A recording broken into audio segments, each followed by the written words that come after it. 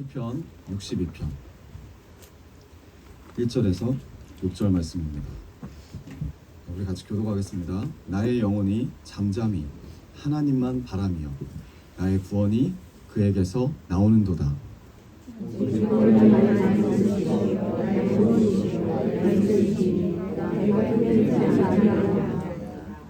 넘어지는 담과 흔들리는 울타리 같이 사람을 죽이려고 너희가 일제히 공격하기를 언제까지 하려느냐.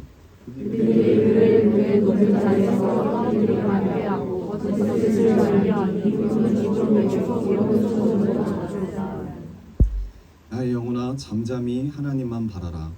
물은 나의 소망이 그로부터 나오는도다.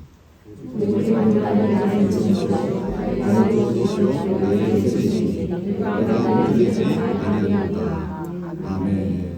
오늘 말씀의 제목은 잠잠히 하나님을 바라라입니다. 잠잠히 하나님을 바라라. 우리 옆 분들과 인사합시다. 잠잠히 하나님을 바라봅시다. 잠잠히 하나님을 바라봅시다. 잠잠히 하나님을 기억합시다. 잠잠히 하나님을 기억합시다. 아멘. 할렐루야.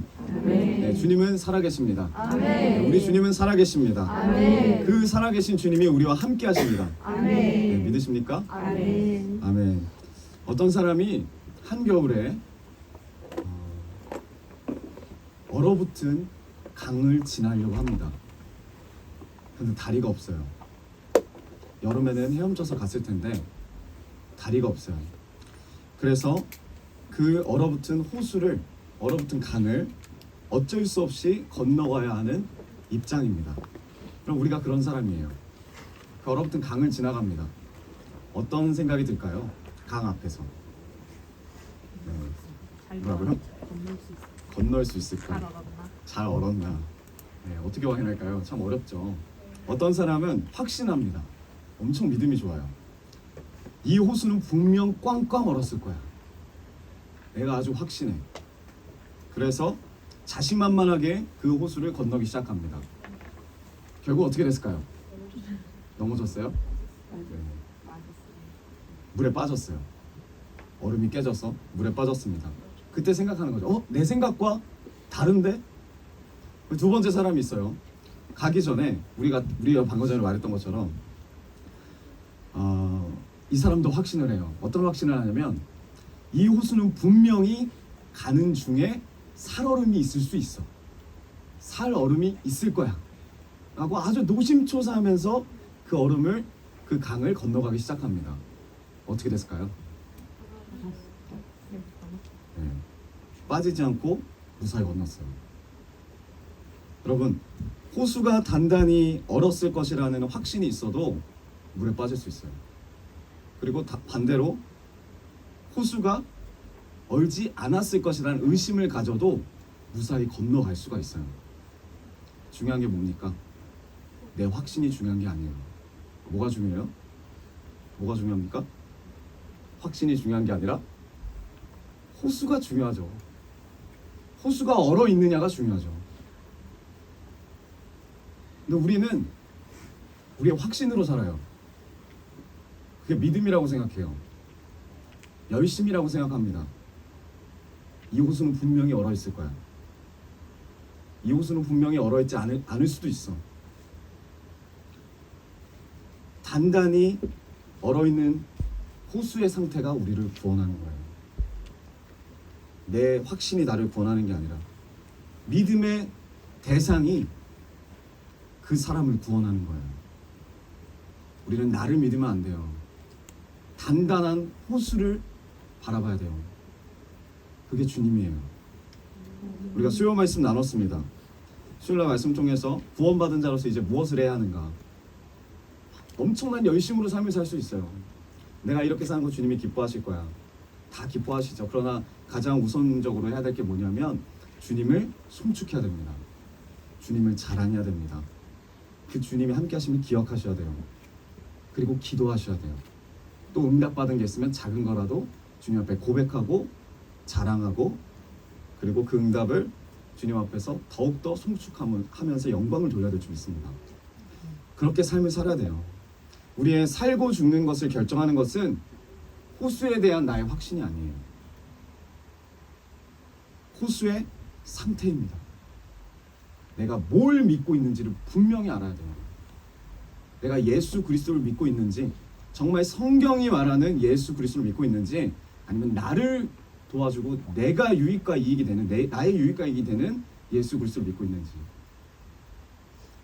믿으려는 열심보다 중요한 게 뭐냐면 내가 누구를 믿고 있는지를 확인하는 거예요. 말씀을 통해서, 우리의 삶 가운데서. 여러분, 살아계신 주님을 만나십시오. 흔들리지 않는 주님 만나십시오. 단단한 호수 상태를 믿고 건너가십시오. 그럼 우리가 되기 원합니다. 오늘 시편 62편 1절이 그 하나님을 바라보고 우리가 어떻게 기도를 하고 나아가야 되는지가 기록되어 있습니다. 62편 1절 우리 같이 읽겠습니다. 한 목소리로 시작.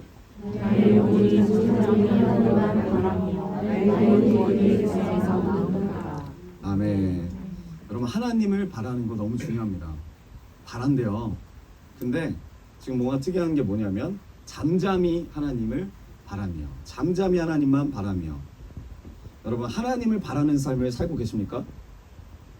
하나님 바란다는 말은 세 번역으로 말하면 기다린다는 거예요. 하나님만을 쫓는 거예요. 하나님만을 찾는 거예요. 그런 삶 살고 계세요? 진짜 진심을 다해서 살고 있냐는 거예요. 근데 이거는 내가 살고 싶다고 해서 사라지는 게 아니에요. 환경이 만듭니다. 그런 삶을. 근데 하나님만 바라는 삶이 그 앞에 조건이 뭐냐면 잠잠히 바라며, 잠잠히 기다리며. 그럼 우리가 어떤 상황 가운데 하나님을 바라냐면 가장 어려운 상황, 가장 힘든 상황, 앞이 막다른 골목, 내 앞길이 보이지 않는 그 상황, 그때 우리가 전심을 다해서 하나님을 바라봐요. 하나님을 찾아요. 하나님을 기다립니다. 그러나 우리의 삶 가운데 그런 어려움이 있어도 의지할 대상이 있으면 하나님 안 봐요. 내 가정이, 내 남편이, 내 부인이, 내 엄마가, 내 자녀가 조금이라도 나에게 의지가 되면 하나님 전심으로 볼 수가 없어요. 일말에 기대를 해요. 그리고 그런 사람은 하나님만을 바라볼 이유가 없어요. 기대할 게 많으니까. 근데 오늘 이 시편 62편 저자의 상황은 어떤 상황이냐면 잠잠히 하나님만 바라본다. 느낌적으로 딱 오잖아요. 여유가 없습니다. 편안한 상황도 아니에요. 너무 위기예요. 아무것도 의지할 수 없는 상황이에요. 하나님밖에 의지할 수 없는 그 상황이에요. 소리 지를 힘도 없어요. 잠잠해. 눈물 흘릴 힘도 없어요. 입도 뻥끗할 수 있는 그런 상황도 아니에요. 그냥 그저 하나님 앞에서 잠잠히 하나님께 구하는 거예요. 하나님 만나기를 원하는 거예요. 아무것도 할 수 없는 그 상황. 오직 내 영혼이 잠잠히 하나님만 바라봅니다. 하나님만 기다립니다. 이 시편 기자가 우리에게 도전합니다. 우리의 이 어려운 상황 가운데, 문제 상황 가운데, 이 지금 험악한 시대 가운데 하나님만 바라볼 수 있겠냐? 하나님을 바라볼 수 있겠냐? 하나님만 기다릴 수 있겠냐? 근데 우리가 이런 질문을 들으면 너무 야속해요. 너무 야속합니다. 그냥 좀 편하게 놔두고 하나님 바라보게 하면 얼마나 감사해요. 꼭 모든 상황과 여건을 딱 만들어 놓고 하나님밖에 바라볼 수 없는 구멍 하나 딱 만들어 놓고 하나님 바라보라는 거예요. 그런데도 하나님 안 바라보는 사람들이 있습니다. 있어요. 근데 하나님을 바라보려고 하는 사람들이 이런 마음이 드는 거예요. 아니 굳이 내가 하나님 앞에 순종하고 싶은데 그냥 이 기쁠 때 하나님 앞에 감사할 때 더 하나님 바라볼 수 있게 해주시면 얼마나 감사합니까? 꼭 상황과 환경을 이렇게 다 막아놓고 하나님 바라보게 하냐는 거예요. 야속해요. 비겁하게도 보여요. 치사하게도 보여요. 그리고 우리가 어떻게 기도해요? 억울하게 기도해요. 그런데 여러분, 좋을 때, 평안할 때 우리 어떻게 하죠? 기도 잘 안 해요. 하나님 잘 안 찾아요. 우리 중에 누가 와, 나를 이렇게 오늘 하루 평안하게 하십니까 하나님? 너무 감사합니다. 이런 기도 잘 안 해요. 왜요? 평안한 건 당연한 거니까. 오늘 이렇게 기쁜 일을 주셨습니까? 너무 감사합니다. 이런 이야기도 잘 안 해요. 왜? 기쁜 것이 당연한 거니까. 모든 것들이 너무나 감사합니다. 추상적으로 말하는데 매 순간 매 시간마다 하나님 앞에 감사하진 않아요. 이 평탄함을 감사하잖아요. 평탄함에 넘어서는 역지값, 더 좋은 무언가를 줄 때마다 감사가 나오지만 지금 이 순간에 우리가 아무것도 하지 않아도 숨만 쉬고 있어도 이거에 대해서 감사하지 않아요. 그리고 우리가 조금만 아쉬우면 뭐라고 해요? 하나님한테? 하나님 쳐다보면서 이럴 거예요? 이딴 식으로 나올 거예요? 내 마음에 안 들면, 조금이라도 안 들면 하나님 원망해요. 그게 우리예요. 그게 인간입니다. 내가 좋고 내 여건이 좋을 때는 아무도 하나님 잘 안 찾아요. 안 좋을 때만 찾아요. 이게 진리예요. 그래도 찾는 게 참 은혜죠. 찾는 게 은혜입니다. 우리는 누리기 바쁘고 즐기기 바쁘고 그런 것들 그냥 소유하고만 싶지 영광 돌리고 싶은 생각 별로 없어요. 그래서 우리가 손해보고 조금만 아파도 조금만 잃어버려도 그때부터 뭐예요? 하나님 찾기 시작해요. 우리가 기도할 때 우리가 기도하시는 분들을 보면 옆에서 우리가 이렇게 성도님들 같이 보면은 아 저분이 너무나 간절하게 기도하신다. 그러면 하나님 찾는 때, 하나님이 부르시는 때 우리도 마찬가지고. 여러분 우리가 현실을 좀 보기 원합니다. 우리의 삶이 문제가 있으면 코너에 딱 몰아세운 것 같아요. 앞도 막혀있고 옆도 막혀있고 문제를 직면하고 뚫고 나가지 않으면 문제를 피할 수도 없어요. 그런 상황 가운데 우리의 삶이 훈련되어 있지 않으면 그런 상황일지라도 하나님 감사합니다. 그런 문제가 없을지라도 하나님 앞에 늘 감사하고 하나님 기쁨 주신 거 감사하고 고백하고 영광 돌리는 것이 훈련되어 있지 않으면 우리의 삶은 문제밖에 없을 거예요. 왜? 그래야지만 하나님 찾으니까. 그래야지만 하나님 찾으니까. 우리의 삶과 우리의 믿음 결국 어떻게 해요? 하나님을 원망하는 믿음밖에 없는 거예요. 제가 우리 이제 글로비전 교회 초기 상황 때 참 이런 마음이었어요. 사방이 다 막힌 것 같고 제 안에서 너무너무 버겁고 힘이 막 올라오는 거. 뭐부터 가장 힘들었냐? 렌트비 감당하는 것부터 힘들었어요. 제 1순위가 렌트비예요. 그 다음에는 사역비예요. 그래서 사역비를 못 줄 때도 있었어요. 이 부분이 너무 큰 거예요. 저한테 문제가. 그래서 제가 한탄할 때가 있었어요. 진표전도 앞에 두고. 너무 힘들다. 하나님 꼭 이렇게까지 힘들게 해야 됩니까? 하나님 뜻대로 가보자 하는데 너무 힘들어요. 너무 어려워요. 너무 고단합니다. 이렇게 교양 있게 했겠습니까? 너무 힘들었어요. 그런데 주님이 이제 진표 전사님 통해서 그 입술 통해서 말씀하시는 거예요. 뭐라고 하시면 이런 말 하는 거예요. 말은 이거예요. 네가 배부르구나. 우리 교회가 90평 정도 돼요. 그리고 우리 교회가 청년들이 얼마나 많습니까? 이 귀한 청년들이.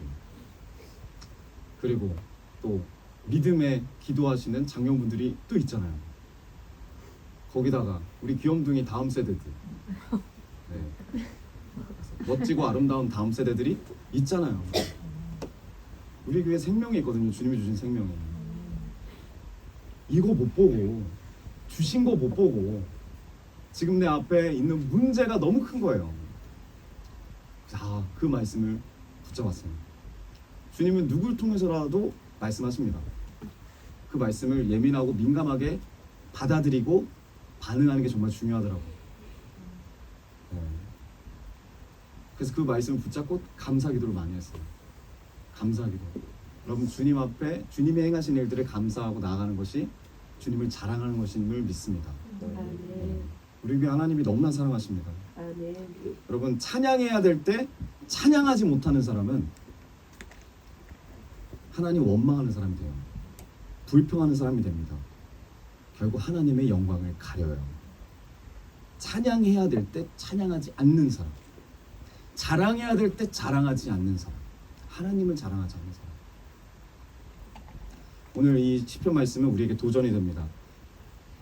나의 영혼이 잠잠히 하나님만 바라보고 있는가?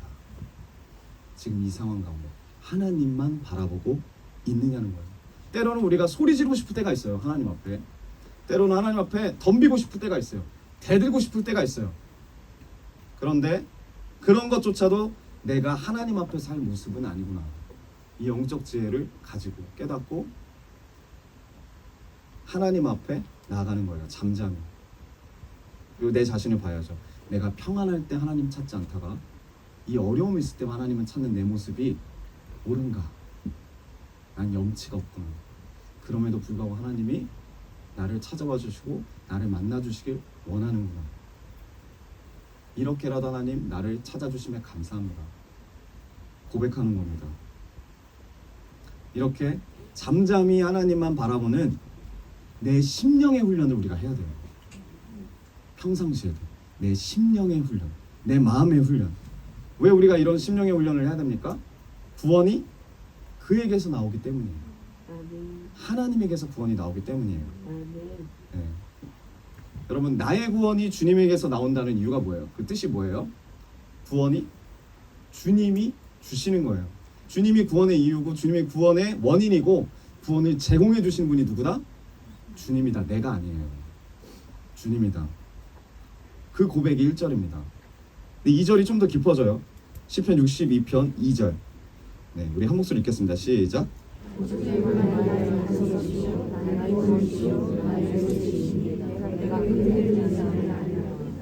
아멘. 주님이 누구라고 하죠? 고백하죠 지금? 나의 반석이시오, 나의 구원이래요. 그런데 1절에서는 뭐라고 했죠? 나의 구원이 어디에서 나온다? 네, 그에게서 나온다. 주님이 누구예요? 구원을 주시는 분이에요. 근데 2절에서 고백은 더 깊어요. 뭐라 그래요? 주님은 누구다? 나의 구원이다. 엄청난 고백입니다. 주님이 구원 그 자체라고 이 시편 기자가 고백해요. 어떻게 알게 됐을까요? 1절대로 잠잠히 주님을 바라볼 때, 잠잠히 주님을 바라볼 때. 여러분, 처음에는, 이전에는 어떤 마음이 있냐면 하나님이 내게 구원을 주시는 분 정도예요. 하나님이란 존재가, 여러분 잘 생각해 보세요. 나는 주님을 어떻게 생각하나? 하나님은 구원을 나에게 주시는 분이에요. 고백해요. 1절에. 그런데 잠잠히 하나님을 바라봐 보니까, 하나님만 의지하고 하나님만 바라봐 보니까 고백이 바뀌어요. 그 주님이 구원만 제공해 주시는 나의 보물단지가 아니라 구원 그 자체구나. 주님 나의 구원 되십니다. 우리가 이전에는 구원이 중요해요. 우리의 구원이 중요해요. 그래서 하나님을 경배드리고 예배드리는 이유가 뭐냐면 구원을 우리에게 주시니까. 구원이 하나님보다 더 중요해요. 복이 하나님보다 더 중요해요. 내 유익과 이익이 하나님보다 더 중요한단 말이야. 나도 모르게. 그렇게 시작했던 시편 기자가 잠잠히 이 문제 가운데 구원 주실 것 같은 하나님만 기복주의처럼 바라보다가 잠잠히 하나님의 뜻을 구하고 하나님의 마음을 기도하다 보니까 하나님 그 자체가 나의 구원이 되십니다. 아멘. 고백합니다. 아멘. 주님이 나의 구원이라고 고백해요. 주님이 구원을 주시는 분을 넘어서서 이제 그 주님이 구원 그 자체구나. 나에게 전부구나. 내 모든 소원, 아무 소원을 다 주님 앞에 고백해도 그 주님 한 분만으로 모든 소원이 만족되어지는 나의 복음이구나. 여러분, 이전에 우리의 삶이 그래요. 하나님이 아니어도 상관없어요. 교회를 다녀도 하나님이 아니어도 상관없어요. 누구든지 나에게 구원만 주면 돼요. 그런 신앙이에요. 그런 기도를 해요 우리가. 왜? 구원을 주시는 분이라고만 생각하니까. 근데 지금 이 시편 기자의 고백은 뭐냐면 이제 영의 눈이 열려요. 잠잠히 하나님을 바라볼 때 영의 눈이 열려요. 하나님이 나의 구원이십니다. 하나님이 아니면 다른 그 무엇도 나의 구원이 될 수 없음을 고백합니다. 믿음의 고백입니다. 그럼 이 진리를 어떻게 알았다고요? 잠잠히 하나님을 기다릴 때, 하나님을 찾을 때. 여러분, 그래서 잠잠이가 중요한 것 같아요. 잠자리가 아니고 잠잠이. 이런 게 잠잠이. 하나님 앞으로 나아가는 것이 왜 중요할까요? 이 잠잠이 하나님 앞에 나아가는 게 왜 중요할까요? 우리는 요란하게 나갈 수도 있어요. 북치면서 하나님 앞에 나아갈 수도 있어요. 주님, 나 기도합니다. 주님, 나 찬양합니다. 주님, 나 예배드립니다. 큰 북 하나 갖다 놓고 누가 봐도 다 예배 내가 드리는 거 다 보일 수 있게. 그럼 어떻게 돼요? 요란하게 하면 남들이 알 수밖에 없어요. 뭐라는 걸? 내가 예배 드리는 걸, 내가 기도하는 걸. 이렇게 생각하는 거죠. 저 사람 요즘 무슨 일이 있나? 저 사람 요즘 기도 많이 하네. 저 사람 열심히 예배 드리네. 근데 남들이 알아주는 그 순간에 우리 마음이 위안을 얻어요. 위로를 얻어요. 나도 모르게. 그런데 이 순간을 우리가 조심해야 됩니다. 이 순간을. 왜 그러냐면 남들이 알아주는 게 나쁘다고 말하는 게 아니에요. 우리가 마음은 위로받을 수 있어요. 왜? 너무 힘드니까. 하나님 앞에 기도하고 막 통곡해서 기도하고 나아갈 때 남들의 이제 나를 쳐다보고 저 사람 뭔가 다르다, 저 사람 뭔가 대단하다, 정말 기도를 열심히 한다, 이런 말들이 나에게 위로가 되고 위안이 될 수 있어요. 그런데 내 영혼엔 위로가 안 돼요. 마음엔 위로가 돼요. 그래서 그 당시에는 괜찮아요. 이 문만 나가잖아요. 예배당 문만 똑같이 변해요. 공허함 그대로 또 밀려와요. 왜요? 내 영혼의 위로가 안 됐기 때문에. 왜 그러냐면 잠잠히 하나님 바라보는 걸 놓쳤기 때문이에요. 그래서 우리가 기도할 때 정말 이 잠잠이라는 것에 집중해야 될 필요가 있습니다. 여러분 생각해 보세요. 우리가 기도하는 거 남들이 꼭 알아야 됩니까? 남들이 안 알아주면 좀 내가 좀 인정을 받지 못하는 거, 그런 마음이 듭니까? 꼭 사람들이 나를 바라보면서 저분은 기도하시는 분이야, 저분은 찬양하시는 분이야, 저분은 3시간씩 찬양해, 저분은 5시간씩 말씀 보는 사람이야, 이런 이야기 꼭 들어야 됩니까? 근데 우리가 아니라고 말을 해도 이런 이야기 굉장히 듣고 싶어해요. 원하진 않아요, 굳이. 근데 누가 한마디 딱 하면 되게 신경이 많이 쓰여요, 그런 말에. 왜냐? 거기서 위로를 얻기 때문이에요. 그 말이 위안이 되기 때문이에요. 혹시 하나님도 이렇게 바라보고 계시지 않을까? 근데 여러분, 성경은 그렇지 않습니다. 그것을 뛰어넘기를 원하세요. 뛰어넘기를 원하세요. 주님이 내게 구원을 주시는 분 정도가 아니라 주님 그 자체가 구원이시라는 것을 알아가는 과정이 바로 잠잠히 하나님 바라보는 거예요. 잠잠히 하나님 바라보는 거예요. 근데 이 잠잠히 하나님을 바라보는 이 묵상의 시간을 건너뛰어 버리면 아까 말씀드렸듯이 마음은 위안을 받는데, 마음은 위로를 받는데, 오늘 하루 좀 기쁜 것 같은데, 내가 뭔가 기도한 것 같고, 내가 뭔가 찬양한 것 같고, 내가 뭔가 예배드린 것 같은데 내 영혼은 공허해요. 주님을 잠잠히 만날 수 있는 기회를 놓쳤기 때문입니다. 여러분, 하나님이 나를 구원해 주신 분이라는 것을 아는 것과 그분이 나의 구원이라고 믿는 것은 달라요. 이게 뭐가 다르냐? 우리가 말씀 열심히 읽잖아요. 그래서 이게 우리가 하나님 아는 지식이 쌓여요. 근데 그 아는 게 실제 삶에서 믿는 거랑 달라요. 믿어지지가 않아요. 근데 이 잠잠히 하나님을 바라보는 기간이 얼마가 될지 몰라요.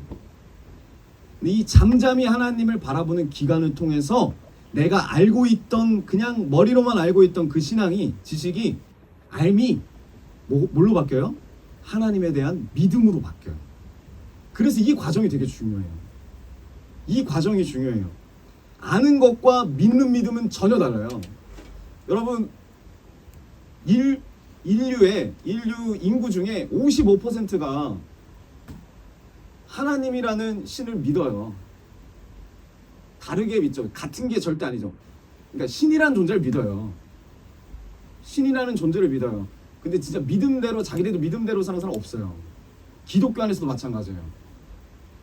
왜? 다 알고는 있는데 살지 못해. 왜요? 잠잠히 인내하면서 하나님만 바라보는 그 과정을 견디기가 어렵거든요. 살기가 쉽지 않아요. 우리가 아는 수준에서 믿는 수준으로 옮겨가려면 어떻게 해야 된다고요? 잠잠이라는 과정이 분명히 필요합니다. 분명히 우리에게 다 있었어요. 지금도 그 과정이 있어요. 지금 없다면 앞으로 있어요. 여러분, 그래서 어떻게 기도하는지보다 먼저 누구에게 내가 기도를 하고 있는지가 분명해야 돼요. 아까 말씀드렸죠. 어떻게 건너갈지, 어떤 확신으로 건너갈지보다 내가 이 호수의 상태를 확인하는 게 중요해요. 내가 확실하게 믿고 있는 그 믿음을 가지고 기도하는 게 예수 그리스도가 맞나, 성경에서 말하는 이 복음이 맞나. 우리가 기도는 열심히 합니다. 왜요? 지금 우리 상황이 막다른 골목이고 상황이 급하니까 너무 마음이 답답해서 우리가 외칠 수밖에 없어요. 주님 앞에. 근데 우리가 백날 외치기만 한다, 백날 부르짖기만 한다. 그러면 그 안에는 어떤 마음이 있냐면, 저 같은 경우 이런 마음이 있었어요. 내가 받은 이 힘듦을 하나님 앞에 풀어내는 거야. 그냥 나만 풀어내는 거야. 마치 노래방에서 소리 지르듯이. 여러분 다 노래방에서 소리 열심히 질러보셨죠? 질러봤어요? 그래요? 네. 그러니까 어떻게든 내 마음을 해소해 보려는 마음이 있어요. 우리가 기도를 하면서도 있어요. 그리고 다른 사람에게 나의 상황을 알리고 싶은 마음도 있어요. 우리 교회는 아니겠지만, 제가 중학교 때 이제 어떤 교회를 갔을 때 그 100년 된 교회, 이름을 말하기는 어렵습니다. 100년 된 교회라니까. 제가 다닌 교회는 100년 된 교회 딱 하나밖에 없거든요. 제 인생을 한번 찾아보십시오. 근데 거기에 가면은 꼭 그 고등부 때였나? 기도를 안 하던 애가 새벽에 일어나서 기도를 해요. 산에 가서. 그 뒤에 산이었거든요. 그 산에 어른들이 기도하시고 자기 기도하는 거 들으라고, 자기가 뭘 원하는지 들으라고, 내가 지금 용돈이 없다 들어라, 장로님들, 돈 많은 장로님들 많았거든요. 들어라. 그런 사람들도 있어요. 그런 성도님들도 있어요. 여러분, 잠잠히 기도하는 것은 그것을 뛰어넘어서 뭐냐? 하나님의 일하심을 믿는 거예요. 하나님의 역사심을 믿는 거예요. 내가 그냥 단순히 막 외쳐서 부르짖어서 소리를 질러서 하나님이 들어주신다 이런 개념이 아니라, 내가 잠잠히 이 시간 하나님 앞에 아무 소리 안 내도, 숨만 쉬어도, 근데 진짜 마음을 다해서 하나님을 찾는다면 하나님이 알아주시고 하나님이 날 도와주시고 나의 마음을 하나님이 들어주시고 인도하신다라는 그 고백이 바로 아는 것에서 믿는 것으로 넘어가는 과정이에요. 이걸 주님이 계속 원하세요. 우리의 삶 가운데. 그래서 여러분, 제가 봤을 때 저도 기도 훈련을 많이 받았었거든요. 제일 힘든 게 그거였어요. 나는 지금 주님 앞에 좀 뭐랄까 1대1로 만나고 싶은데 소리 지르라는 산에 올라가서 소리 질러야 된다는 거. 그래서 주님 만나준다고. 이게 상당히 철학가였던 저에게 힘들었어요. 이게 무슨 일이지? 꼭 좌표를 찍어서 거기 가서 앉아 있어야지 하나님이 들어주시나? 근데 제가 이제 보니까 그게 아니라 기도할 때 제일 좋은 거는 강요하지 않는 거예요. 강요하지 않는 거. 어떤 분들은 소리를 내야 된다고 강요하는 분들이 있어요.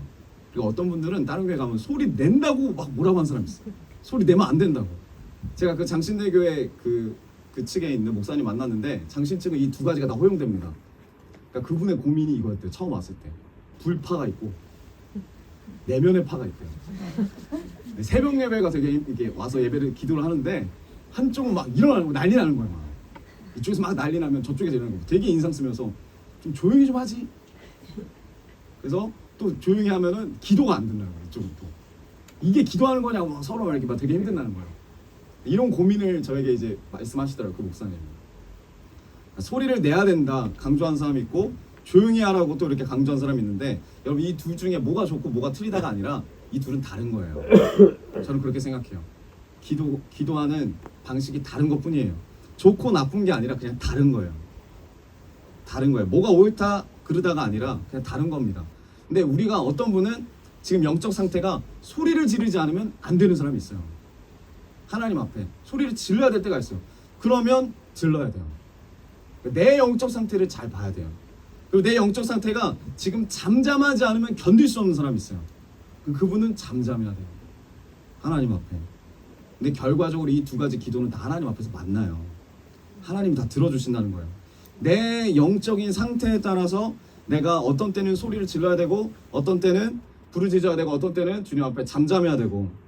근데 문제는 뭐냐? 잠잠하기만 하는 사람은 영원히 잠잠합니다. 주님 만나는 그 순간까지. 그리고 또 소리 지르는 사람은 주님 만나는 순간까지 잠잠할 수가 없어요. 무조건 소리 질러야 돼요. 근데 이게 어찌 보면은 이거죠. 잠잠한 사람은 그게 취침 시간이고 소리 지르는 사람은 여기가 노래방인 거죠. 자기 스트레스를 해소하는 거죠. 마음을 해소한다는 거예요. 우리가 이거 잘 분별해야 되더라고요. 왜 그러냐? 내 패턴이기 때문에. 기도의 패턴이기 때문에. 내 영적 상태하고 상관없이 내 기도의 방식이라는 거예요. 기도의 패턴이라는 거예요. 이게 그냥 습관이 된 거예요. 내 성격에 따라, 내 감정에 따라. 그래야 내가 속이 편해요. 여러분, 내 습관에 따라, 내 성향에 따라 기도하는 것은 옳지 않습니다. 그리고 내 습관을 다른 사람한테 강요하는 것도 옳지 않아요.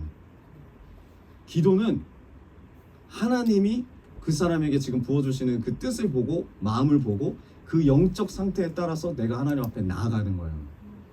그게 중요하더라고요. 그래서 저 되게 힘들었었어요. 제가 안 다녀본 산이 없어요.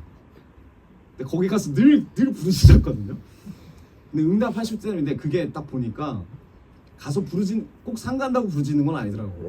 보니까 나중에 생각해 보니까 하나님이 역사하심에 따라서 잠잠하게 나아가신 분도 계시고 또 하나님이 역사하심에 따라서 나무를 뿌리채 뽑는 사람도 있어요. 네, 아니면 이렇게 가지치기 하시는 분도 계시고. 그러니까 영적인 내 마음의 상태가 중요하더라고요. 네. 그래서 내 영혼의 상태에 따라서 뱉어야 될 때가 있고 삼켜야 될 때가 있고 곱씹어야 될 때가 있고 뿜어야 될 때가 있어요.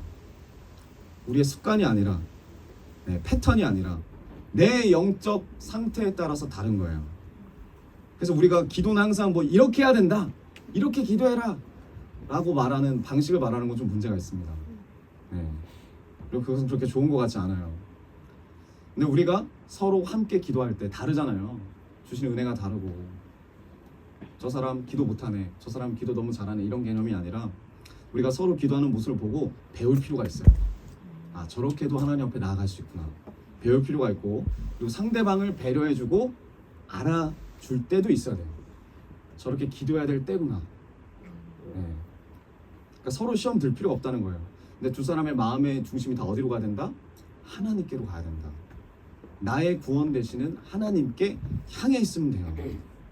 소리 지를 수도 있고 잠잠할 수도 있고 어떤 모습이든지 간에 주님 앞에 기도하는 게 중요하더라고요. 아멘. 기도하는 게 중요한 거예요. 네가 잘못됐다, 내가 잘한다, 내가 더 낫다 막 이런 개념이 아니라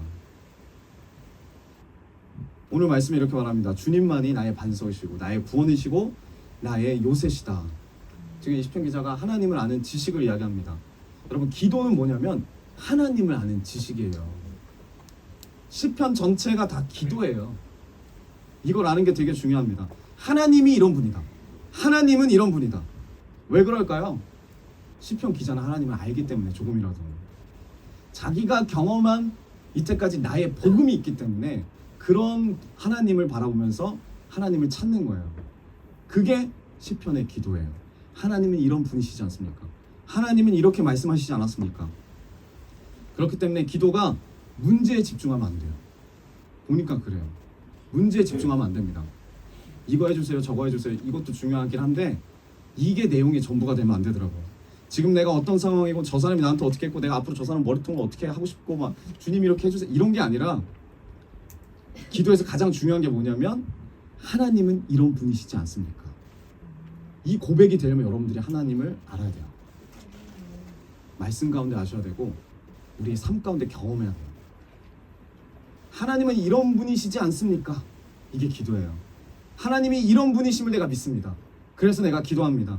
하나님께서 나의 도움이 되시고 하나님께서 나의 산성이 되시고 하나님 나를 인도해 주시고 하나님이 해결해 주실 것을 믿습니다. 이게 기도예요. 그러니까 구하는 내용이 다가 아니라 하나님을 아는 지식을 고백하는 게 기도예요. 우리의 기도가 바뀌어야 될 줄 믿어요. 기도가 바뀌어야 될 줄 믿어요. 하나님이 어떤 분이시다라는 고백의 기도가 있어야 돼요. 우리 안에. 성경에서 말씀하시는 하나님이 이런 분이지 않습니까? 내 삶 가운데 역사하셨던 하나님이 이런 분이지 않습니까? 하나님 사랑의 하나님이시잖아요. 위로의 하나님이시잖아요.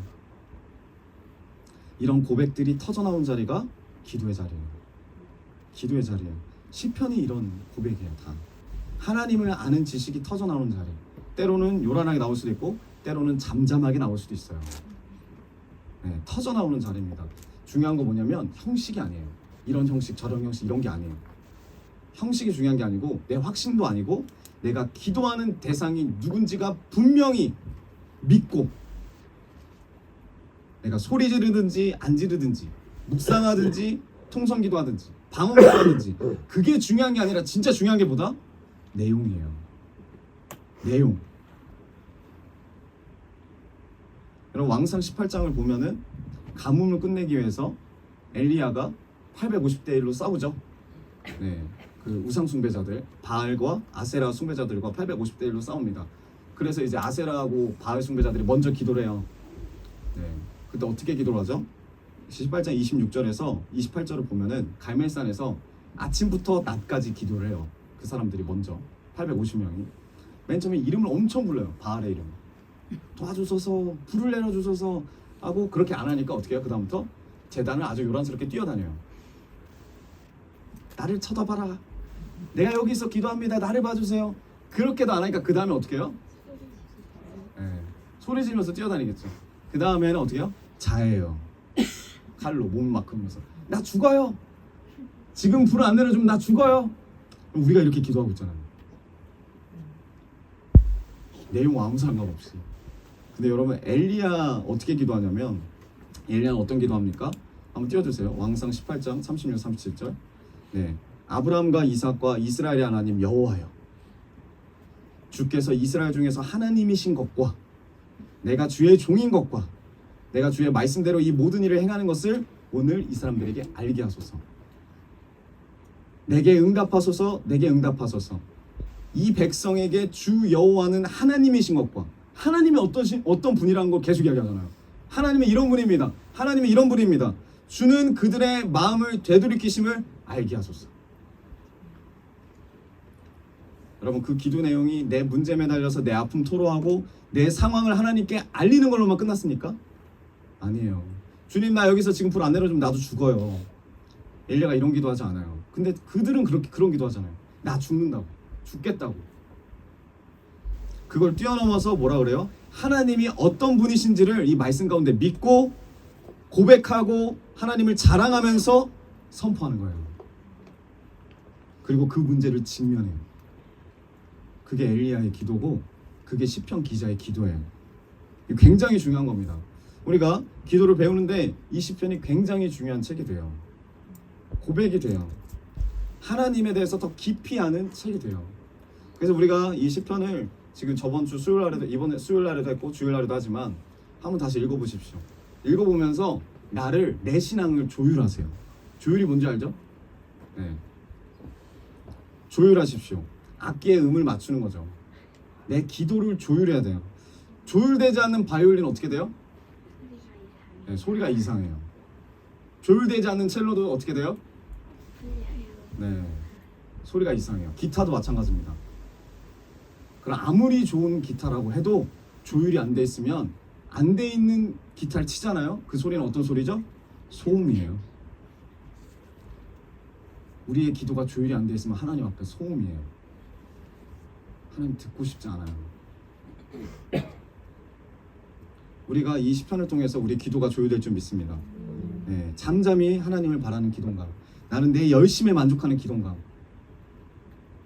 분명한 우리가 대상이 있는 기도인가? 이 말씀을 쭉 보면은 우리의 현실이 드러나는데 3, 4절이 꼭 우리의 현실 같습니다. 3절, 4절 한번 볼게요. 62장 3절, 4절.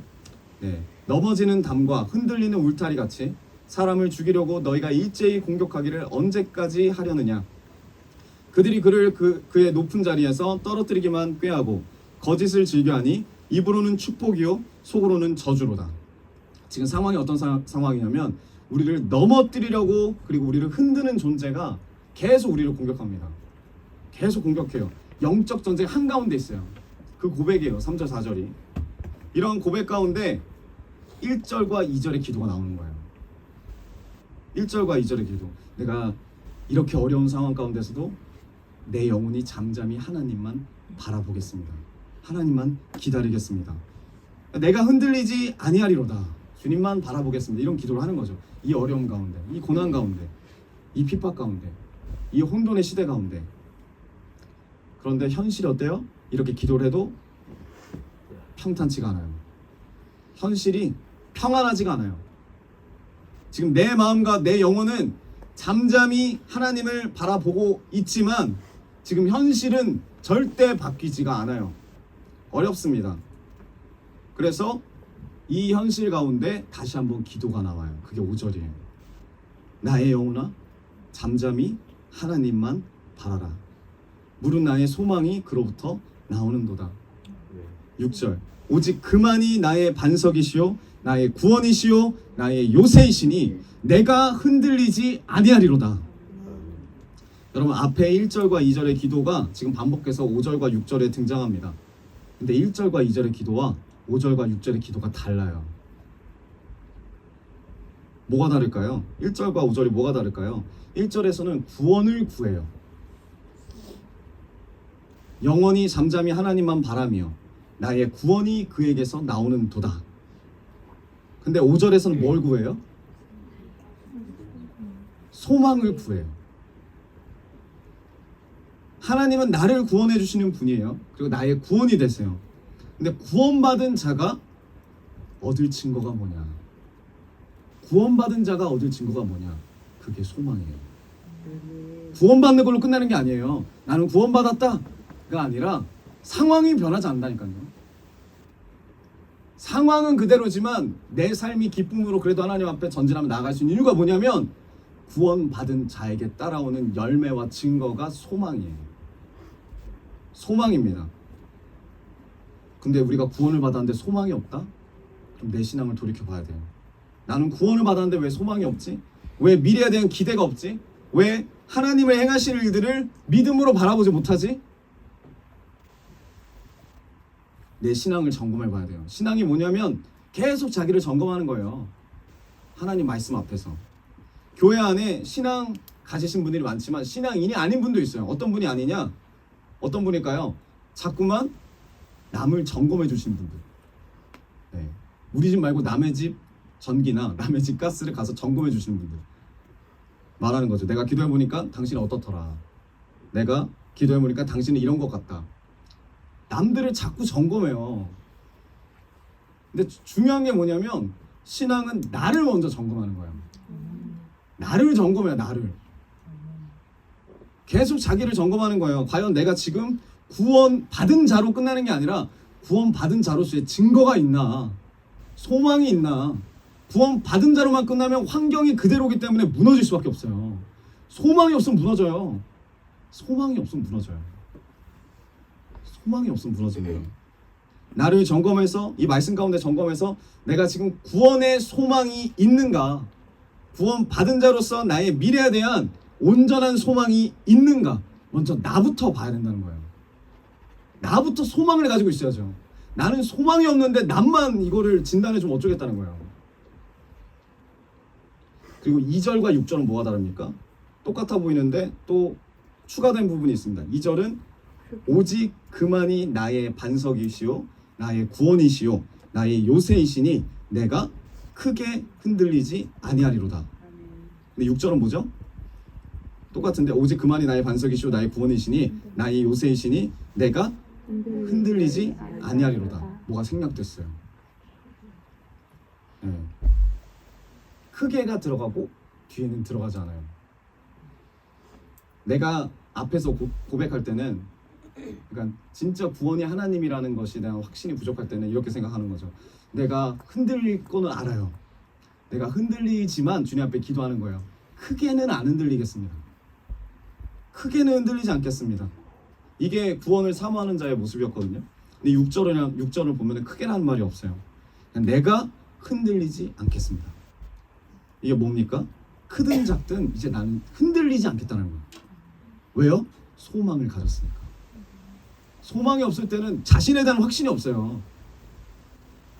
근데 주님이 구원받은 자에 대한 소망을 구하고 소망을 받은 자는 내가 지금 이 순간에 조금도 크든 작든 흔들리지 않겠습니다. 내 미래에 대한 소망이에요. 이걸 붙잡는 거예요. 고백입니다. 여러분 구원받은 자의 기도가 뭐가 다르죠? 소망이 있어요. 여러분 소망이 있습니까? 여러분 미래에 대한 소망이 있냐는 거예요. 앞으로에 대한 소망이 있는 거예요. 우리가 옛날에 뭐 그 만화 영화 보면 백설공주 아니면 잠자는 숲속의 뭐죠? 아닌 것 같은데 잠자는 숲속의 공주예요 그냥? 그런 거 보면 끝이 분명히 있잖아요. 어떻게 해요 끝이? 왕자님 만나면 해피엔딩. 근데 여러분 진짜 왕자님 만나면 어떻게 되죠? 그 다음부터? 해피엔딩이에요? 네. 소망이 늘 있어야 돼 우리한테. 소망이 없으면 살 수가 없어요. 우리가 소망이 없으면 살 수가 없어요. 소망이 있어야 됩니다. 예전에는 내가 크게라도 흔들리지 않았으면 좋겠습니다라는 그런 정도의 기도였다면, 고백이었다면 지금은 크게도 아니고 작게나마도 나는 어떻게든 흔들리지 않기를 원합니다. 소망을 가진 자로서 나의 이 잠잠히 드리는 이 기도를 하나님 앞에 꾸준히 드리면서 하나님만 바라보고 가겠습니다. 이 시편 기자의 고백입니다. 여러분 우리의 지금 현실은 아까도 말씀드렸지만 3, 4절이에요. 3, 4절이에요. 남들이 나를 흔들고 나를 공격하고 나를 못살 굴고 끝이 없어요. 근데 여러분 이 바뀌지 않는 현실 3, 4절에 앞으로 1, 2절의 기도가 있고 뒤에 5, 6절의 기도가 있어요. 이게 뭐냐? 전혀 흔들리지 아니라는 그 소망, 핍박의 상황을 감싸고 있는 기도로 우리가 사는 거예요. 지금 이 상황은 핍박의 상황이지만 이 핍박을 감싸고 있는 우리의 기도가 있어요. 하나님의 보호하심이 있어요. 우리의 고백들이 있어요. 그게 소망이 돼요. 여러분 기도를 놓지 마시고 기도를 늘 주님 앞에 그 내용을 중심적으로 하나님이 어떤 분이신지를 고백하십시오. 네. 주님이 나의 구원이십니다. 주님 한 분만 나를 만족시키십니다. 그 주님으로 내가 오늘 살고 싶습니다. 내가 구원받은 자로 끝나는 삶이 아니라 내가 아는 자로 끝나는 삶이 아니라 성경적으로 신앙 뭐 이런 지식적으로 끝나는 삶이 아니라 이 지식들이 이 아는 것들이 주님을 잠잠히 바라보면서 그 시련의 상황들을 통해서 그 과정들을 통해서 주님 앞에 믿음의 사람이 되기 원합니다. 믿음이 되는 거예요, 여러분. 그래서 지금은 되게 복된 과정이에요. 피하지 마십시오. 도망가지 마십시오. 소망을 바라보시고 소망을 구하십시오. 말씀의 결론을 맺기 원합니다. 여러분 시편 62편이 말하는 건 뭐냐면 기도하지 않으면 견딜 수 없대요. 기도하지 않으면 현실을 살아갈 수 없대요. 현실을 감싸는 그 기도, 이 기도가 현실을 이기는 힘이래요. 지금 이 시편 기자가 우리에게 말하고 있습니다. 우리도 현실을 바꾸기 쉽지 않습니다. 그렇다면 뭘 해야 됩니까? 기도해야 돼요. 하나님 이 상황 가운데서 하나님을 잠잠히 구하기 원합니다. 기도하며 주님 앞에 나아가는 자가 되게 하여 주시옵소서. 놀라운 역사하심을 경험하는 자가 되게 하여 주시옵소서. 나의 기도의 영을 부어주시고 나에게 기도의 길을 인도하여 주시고 구원의 증거로서의 소망을 나에게 부어주셔서 주님의 자녀로서 주님의 제자로서 주님의 종으로서 내 인생을 주님 앞에 드리는 그런 주님의 기뻐하시는 자로 나를 이끌어 주시옵소서. 우리의 이런 기도 고백이 됐으면 좋겠습니다. 네. 여러분 이번 주죠? 저번 주라고 해야 되나? 저번 주 10월 12일 날이 목사님 생신이었어요. 네, 10월 12일 날이 계속 생각을 했다가 11일까지 생각을 했다가 12일 날 제가 까먹었어요. 네, 홍세쌈이 저한테 아침에 갑자기 전화를 하셔가지고 그냥 여러 가지 안부를 물었을 때 그때 알아챘어야 텐데 네. 맨 마지막에 이제 저녁 때쯤에 전화를 다시 오셨을 때 그때 이제 알게 된 거죠. 목사님이 생신이었구나. 그날이. 그러면서 어떤 마음이 들었냐면 이런 마음이 들었어요. 내가 지금은 목사님이 함께 계시진 않지만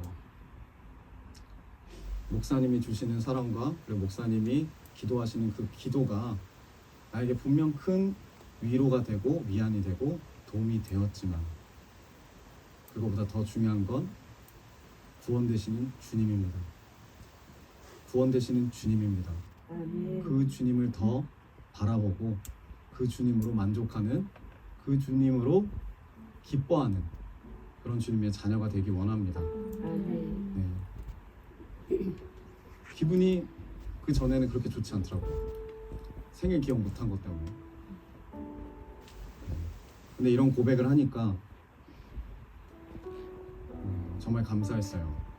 그리고 확실히 빈자리를 많이 느낍니다. 항상 제가 찬양하고 제가 처음 여기 서서 여기가 아니라 뭐 고등학교 때 처음으로 이제 찬양인도를 했는데 그때 찬양인도 할 때 항상 제 왼쪽에 앉아 계셨어요.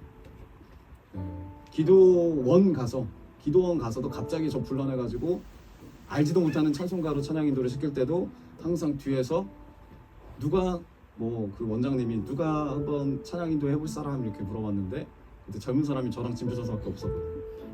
목사님이 손을 드는 거예요. 여기 있어요.